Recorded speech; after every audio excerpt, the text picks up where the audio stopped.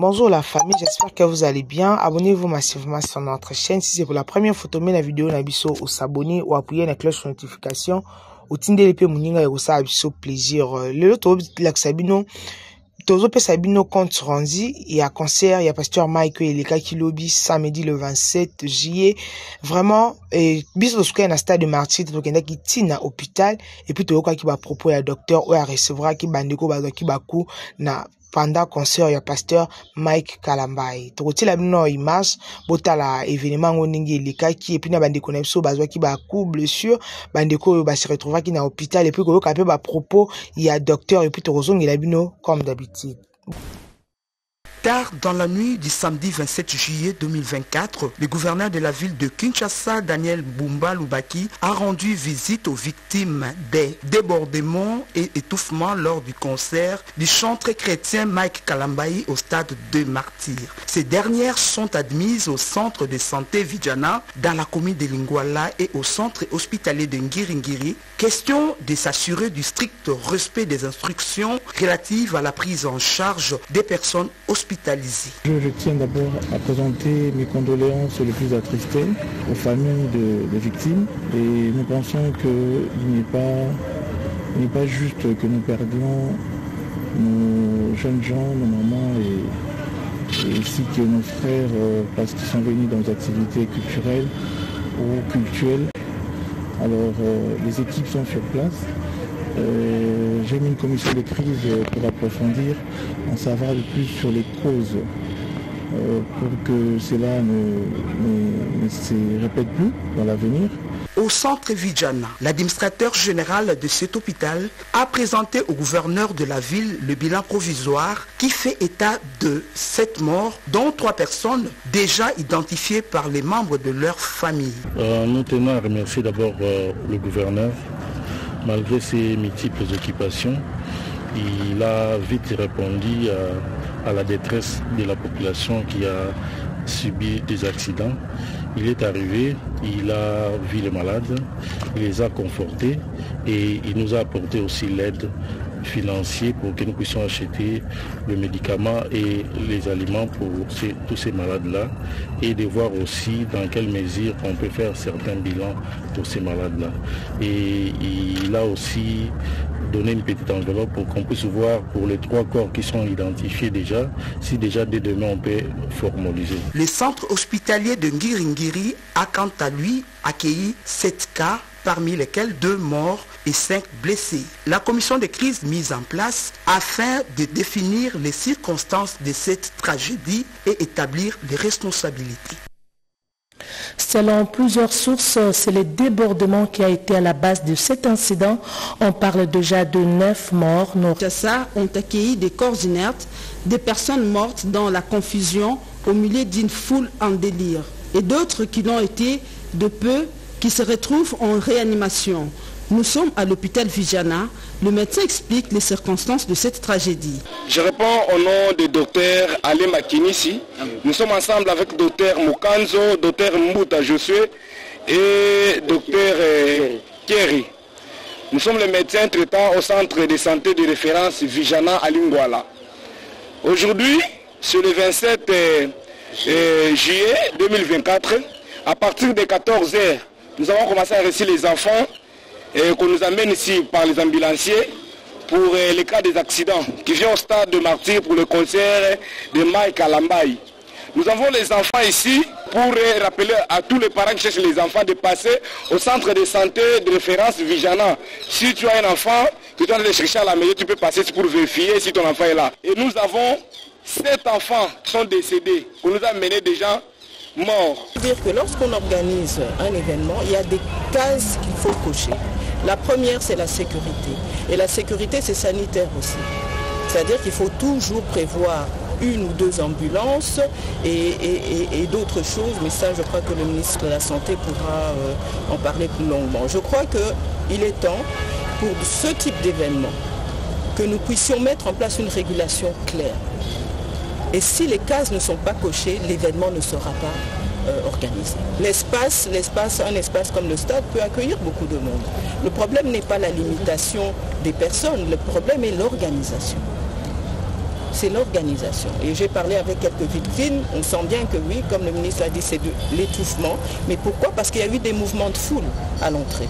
Et ça a permis ce que nous venons de voir. Donc je pense qu'il est temps que nous mettions une réglementation claire par rapport à ce genre de grands événements et que nous devenions très stricts. C'est-à-dire que lorsque les cases ne sont pas cochées, l'événement n'aura pas lieu. Qu'il y a eu un mouvement de foule et qu'il y a eu malheureusement des décès. Et donc on est venu ici rapidement avec la ministre de Culture et Arts pour pouvoir constater la situation. Premièrement, on constate que le ministère de la Santé n'a pas été associé à l'organisation. Je viens de répéter que quand nous avons organisé les Jeux de la francophonie, vous pouvez vous rappeler de cela, ça a duré plusieurs jours, il y a eu de grandes foules qui sont déplacées, mais il n'y a pas eu d'incident. Parce que l'organisation avait permis que nous puissions être sur place, on avait monté des tentes, on avait disposé des ambulances, on avait toute une organisation, on avait des hôpitaux en arrière qui attendaient en cas de besoin. Donc toutes les grandes manifestations doivent être correctement organisées. C'est pour ça que je dis que c'est la responsabilité des organisateurs de contacter les autorités pour dire nous voulons faire ceci, nous avons besoin de votre accompagnement en termes d'organisation. La ministre de la Culture et Arts vient de dire la sécurité est la première chose, la sécurité sanitaire, car l'organisation est très importante. Or manifestement ce n'est pas le cas.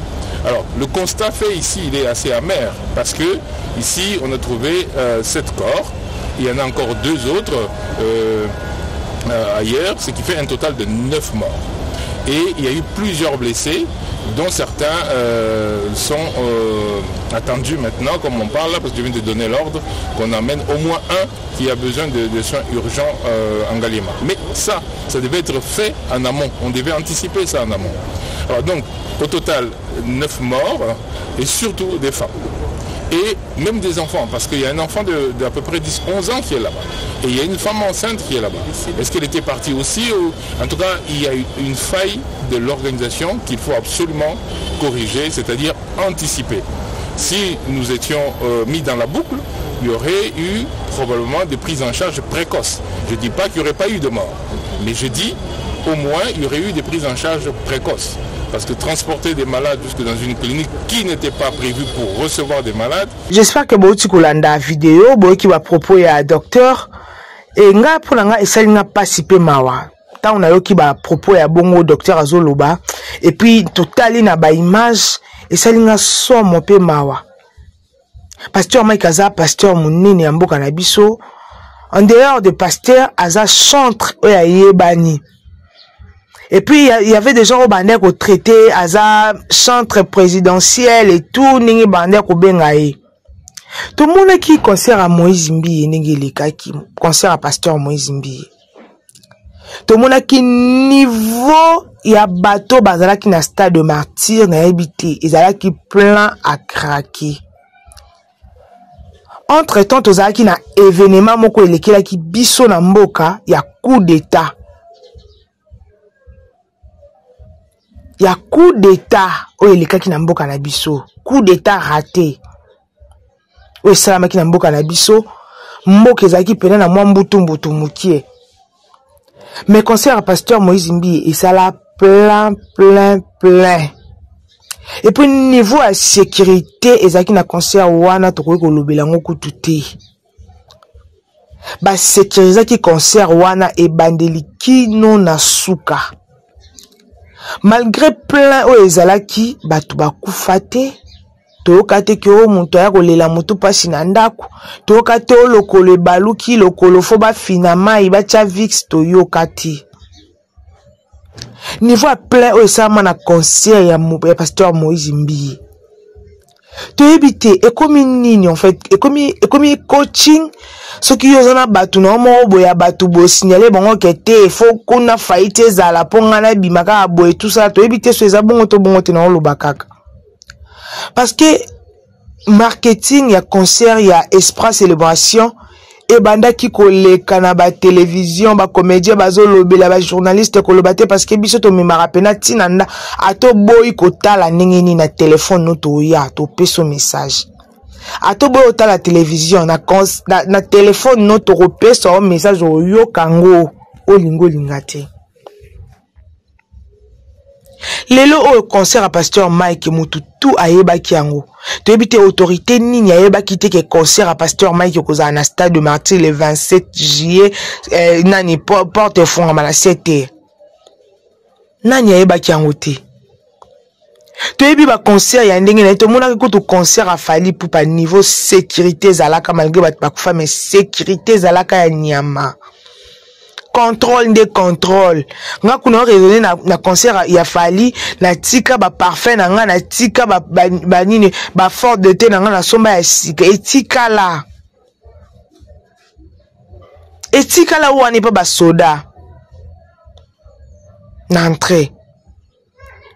Tu éviter le lobby basoda au botela qui pasteur Mike ezaki ya ndenge nini na éviter ezaki kaka basoda sécurité à stade to ndenge ni poti na niveau bato ba ndobele la sécurité c'est que sécurité zala qui en place té c'est que sécurité wana yango esengela kité parce que pasteur Mike a mutu muni na mutu qui était to keto zonga est-ce que le gouvernement na biso bakoka ko organiser té batindeli biso ata ba jefang etandami wana pour na sécurité ya pasteur Mike kaka sécurité bana mboka parce que soda za wana po kengela ngana biloko nanga elo ekamse nga lobby groupe ya ba soda ba oteka billet groupe ba soda ba telemi na nani na triomphal ba oteka billet donc tant okitaka na moto boye ba otekelo billet ba tiki porte kuna place bato bazo côte en désordre à pagaille ba yé côté les mapo ba kalaka bato ba tekelaka bato ba billet et puis na lekiona na ebisi lelo pena bolia bien abie lo madeso bana wana soda o ba chepa kingela ngana biloko na nga awebisanga lelo koyinda madeso bana ba sekinga pe na seki or que na samtema na habitala siko lelo au concert à pasteur Mike makambo nyonso elekani ba ku o esalami tobi ezama nyonso esalamaka ba surprise ezanga raté et mettre zana konzima to yebi ke bandeko non bazan apema nzamba osunga ba ko se rétablir lelo pour soutenir Madjabou gospel parce que Madjabou et que comme c'est la personne bandeko badaki na ba fin fond o ba yebana kité mais grâce à Madjabou les autres comme reconnaître bato musu ba comme bato grâce à Madjabou tout monde ba innocent ba bimana ba superstar les autres ba comme bato ba comme makundi a famille malgré ça leki asuka mais a comme likundi a famille parce que ezaki na nini moko yaki ezaki na compétition mo yaki mwana ye abimisi ba talent na ye enzamba sali ngolo abimi akomi pe référence à famille yango Madjabou osala ba voda comme superstar ye sepeli ça et lelo pe oyo LKH production ye pe pona ko produire kaka ba jeune talent et ça ba initiative à ko soutenir lelo oyo à part ça Madjabou zo soutenir pasteur Mike aza mutu akoyeko tia sécurité na limite mais mboka na biso il fallait organiser sécurité parce que pasteur Mike assura que biso il y aura la sécurité sûr sécurité kozala ya makasi ba mama boya na bana et Dieu merci na mona ki bana mora ba bébé ba obima na ba uti na kati ya stade de Marseille tandis que en ba ambulance ils ont les cas plusieurs fois. Ya bandeko bakoka ke tufumati. Mais tout le monde bébé bana bébé ba obima na kati ya stade de Martyr. Nzamba malamu. Et pasteur Mike je ne pense pas bato nyonso abengisa ki tomoni pasteur de la foi yaki, tomoni maman Chabani, tomoni nani frère Patrice et les autres. Maman nani Manianga Enis batebele bazaki wana et puis bon basambelaka ndeti pasteur de la foi je ne pense pas que ton pasteur Mike a pesa ki invitation a ben andima ki mba moko je vais venir bon peut-être na munoko andima ki na motema azoki pe tant fois a consulter no nzambe na ye a sola na nzambe na ye ala ki c'est réellement frère na ye asangisi biloko to ezaka nzambo oyo ya sambela ne nzambo pe to ye ko louer na stade de Martyr et puis j'espère que bazoki ba résultat yango e convaincre ki bango baya et ceux qui baya qui est là que pour pasteur Mike a forcé qui bango ba yete ba ko pe ko zo invitation ba yete comme Fally Poupa azoki ba invitation invitation de loin mais azu ba empêchement a yete bango pe ba ko sala parce que bazaki pe na mamso a sala donc ba tiki ba ye c'est-à-dire ba consulter ki nzambe na bango assurer bango ke na rozala wana au rendez-vous yango bayaki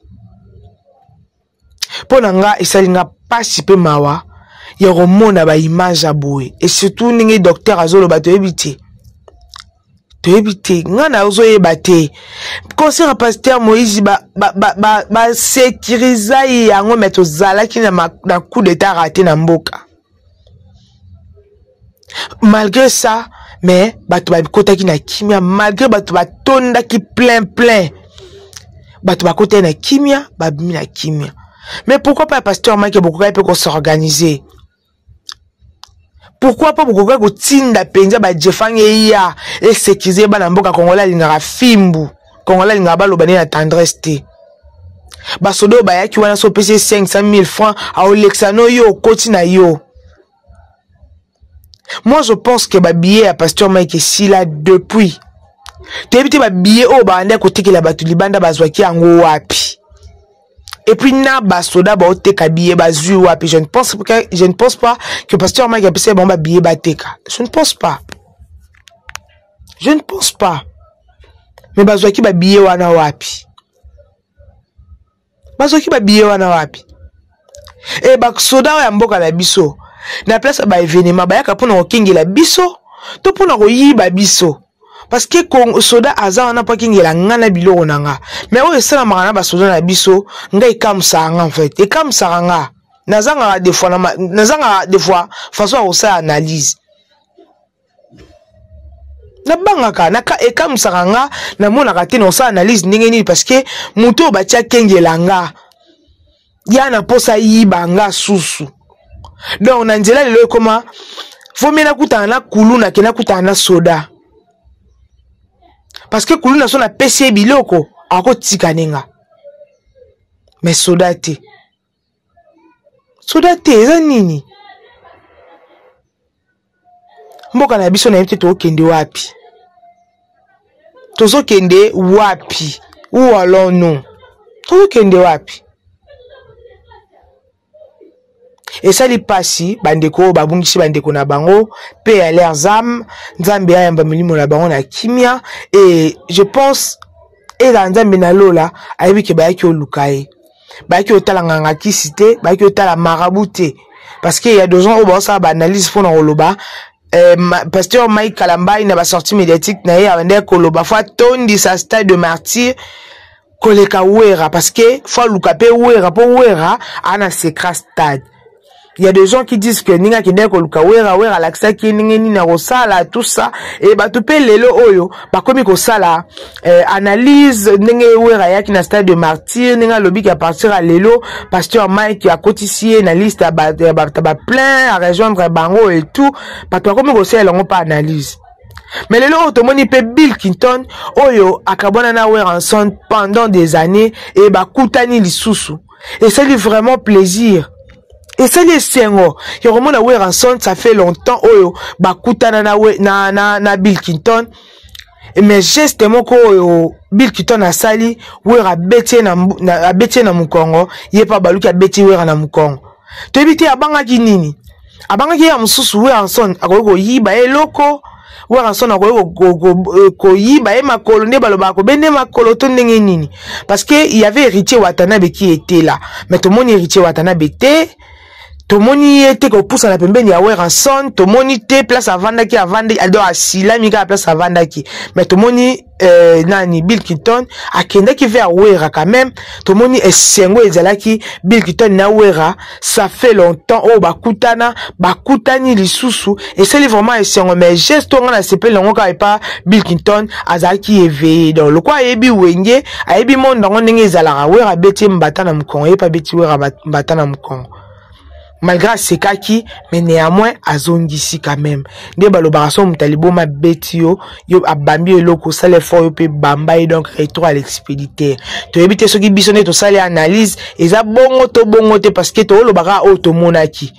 ouais ensemble a bêté mbata et pas donc mbata na mukongo malgré c'est kaki mais néanmoins retour à l'expéditeur donc so alga benda eloko il est pas retiré logo ya benda ya zongisi yango donc eza mo analyse auto sali na événement to moni marambo leki mais logo sali bien te bande kondo bozo traiter pasteur Mike Kalambai aiko sa ba cérémonie na stade azongisaki asalaki boye bato bazaka na stade soki bato bako sa ba cérémonie et kolingaki yokana mais ndenge ka ba sisa ko monter ba sambela ki comme mutu nyonso ba sécuriser ki stade na makila Yesu mais loko esali que bato ba zo ba coup bato ba se retrouver na ba hôpital et ça sécurité zalaki mukie sécurité zalaki mukie sola na posa mbongo so pesi mbongo lekiso soki boye 4 5 6 botindi ki porte makasi ba soda no to mona ki wana bazaki ata na porte ya ko résister na bato bando kota basangani pe na groupe ba bakoti ba soda wana bazalaki ata na force morote yango mona ya mo batiki na ba porte polele ba kena bango parce que ba mona ba kokate vraiment et ça li participer mawa et puis aller aux âmes ba ba dans l'hôpital nzamba sunga ba se rétablir akanitila bango ata na bolamu moko akanisa bango ta batika ki occupation na bango baki ko célébrer baki ko tombola kombo nzambe baki peut-être bamsu ba yamba Yesu te ba se repentir bamsu ezaki mukolo na bango ko se repentir ya yamba Yesu pravane to mona ki papa roibondo atelema ki pona ko yambisa batu Yesu pona ko te ya mwa minute mokie et puis bakabela ki batu ba Bible ya Ophélie o Isaac mutu o a se repentir o yambi Yesu sika azo ata ko méditer azo ata ko tanga makomi nini balobi na kati et puis soko tanga Bible ko tanga Bible ko ara moto te o fongoli yango le kwa to fongola téléphone le kwa to fongola livre en français le kwa to non tanga yango avo tanga o fongola Bible zwata 1 minute ya koyebisa Nzambe maloba et puis obando mona ba verset musu bando yela o kara yango moko ezoya tango otanga epesio verset mususu tango otanga epesio verset mususu parce que otanga ngo na nzoto te otanga ngo na molimo. Donc merci na bande konyo so bolandi biso e bande dikino suka, abonnez-vous massivement, otomé la vidéo, s'abonner ou appuyer la cloche de notification, otindeli muninga événement eza moko le 10 août na rempo ki point de place au ensemble na répétera toi na événement munene na totombo la culture yamboka LKH production et produit ba Jean Talent bandeko bana posa robima bandeko bana posa baye babango benga biso eza première édition je pense à la deuxième troisième titi kende et vraiment ça bien tous autres ka bien na biso na Panda Mobile local C14 so OK kuna na Panda Mobile local C14 ressemble bien na yo au moins pe mo kende kuna te obengi biso to ko tikela bien na yo nandako billet eza 5000 francs, $10 VIP, $15 VIP. Donc so yo ana eza place robunga te na rond-point qui poinza place où ensemble à Repetaka. Déjà c'est samedi les 3 les 4 Ferrego la Festigo là na Tata Raphaël eza 3 jours. Vendredi, samedi, dimanche. Oyo bagolo ba compter eza mercredi quoi? Eza les 4 les 5 pardon. Eza samedi na dimanche. Oyo bagolo ba compter parce que 2 jours on a papa avoir aux ala. Jour moko on est à vendredi, papa avoir aux ala te. Donc mais le reste bah jour bah des comme ça bah prester la première jour mais deuxième jour troisième jour papa arrive moi aux ala rendez-vous je pense que egoleka bien et je na senga bah sécurité et à la penza makashi sécurité à la makashi pour na ko sécuriser ba tuna biloko na bango parce que mosala sécurité eza robatela ngana biloko nanga eza ko yiba ngati robotola onga na yena ngote mais za po bobatela ngana biloko nanga au contraire ce to moni soda faut tous en sengo parce que de bikeye de na moni ebuna na sécurité mais basola ya biso ya lelo oyo bon ezaka passe et de bi samedi wana pe samedi dimanche wana fali poupa a rozonga na stade de martyr de ebité pour niveau campagne ezo salama. Donc to éviter ceux qui va concert en ba ko boycotter ango to ndenge nini. Pour déjà boy to monaka pasteur le concert a fallu poupa niveau ba to ba kufa ngana bino to yebi. To mona ko ba concert anani susu. Concert moko so elekaka wana. Mais to mona ki ba concert so eleka longo na kimia et to senga nzambe. Cette fois-là, ba concert oyo koleka na stade de Martyr, oyo koleka na Tata Raphaël, sécurité ezala makasi pona ko sécuriser ba Congolais oyo ba kozala na capacité ya kozala wana au rendez-vous pona ko sepesa ba artiste na biso et ça la bien komona au petit concert Patubaza et ça la bien et ça a vraiment plaisir. Et tout le monde qui concert il y a Félix Oazé quoi ninga zala ki penza malgré beta ki mais akoma ki pena pona été parce que batu bazaki ningi ya banda ko s'attendre été même cas na héritier Watanabe mais concert au koleka tour o to sengi pena sécurité ezala makasi parce que ba résultat au tozi na concert à pasteur Mike et ça absolument ma passe parce qu'il y avait pas la sécurité. La sécurité est au rendez-vous de tout le monde makamunyo sur salami. Vraiment abonnez-vous massivement. Bo benga biso, bo komela biso, ba billet na biso est disponible, billetterie na biso est ouverte, ba jour to tikali nango et vraiment trop senga bozala parce que ba chantre gospel ba rozala.